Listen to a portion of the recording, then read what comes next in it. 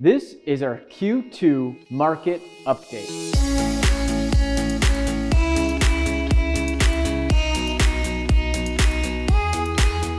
This update only reflects the downtown markets from the South Loop up to Lakeview and from Logan Square down to the West Loop. All this information is provided by InfoSparks, which gets its info directly from the MLS. The second quarter has been hot, maybe so hot it's been one for the record books, but not all parts of the market has been hot. It's been almost like a tale of two cities. Small buildings with more outdoor space outside of the immediate downtown markets have been on fire, but the heart of the city and high rises have been getting crushed by inventory. As we've headed into the end of the second quarter, we've started to notice the market has started to change. But let's look at the stats, because the stats don't lie. Let's look at sales price. On average, sales price was up 5%.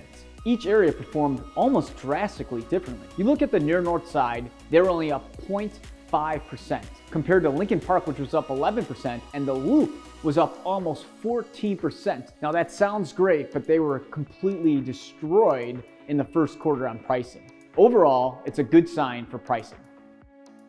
Let's take a look at market time. Market time on average was 90 days. The near north side was 142 days. The Loop was 129 days.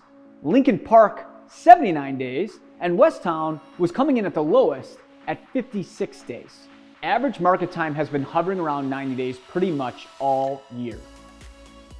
Let's take a look at inventory levels. Now, inventory levels have been really high last year, but as we enter the second quarter, inventory has been dropping. We're averaging around 5 months of inventory. And the best news we had is that the Loop and near north side is averaging around 9 months. They were as high as 24 months in the fall of last year. Westtown, Lincoln Park, and Lakeview are all hovering around 3 months of inventory. One of the main stats that matter are sales, and sales are up.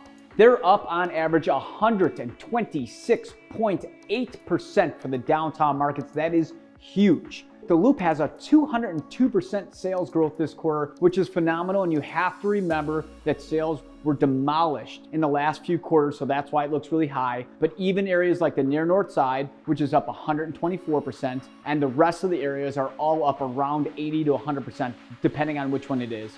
But these are great news for the market, because having great sales in the city is the biggest driving force in having a great market.